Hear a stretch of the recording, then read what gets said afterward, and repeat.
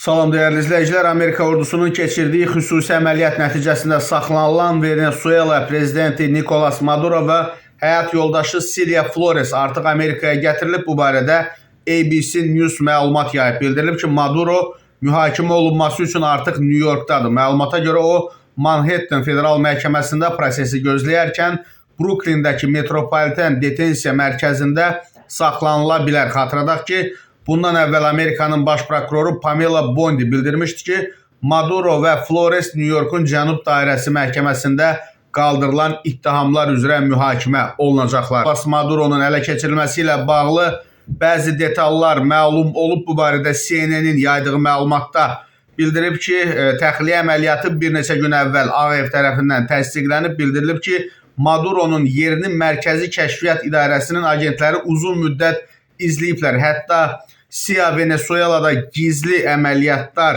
keçirmək üçün bir neçə ay əvvəl Trumpdan xüsusi icazə alıbmış. Qeyd eləyək ki, Amerika prezidenti Trumpın bugün Florida ştatındakı Mar-a-Lago iqamətgahında Bakı vaxtı ilə saat 20:00-da mətbuat konfransı keçirərək əməliyyatın bütün gizli təfərrüatlarını açıqlayacağı gözlənilir.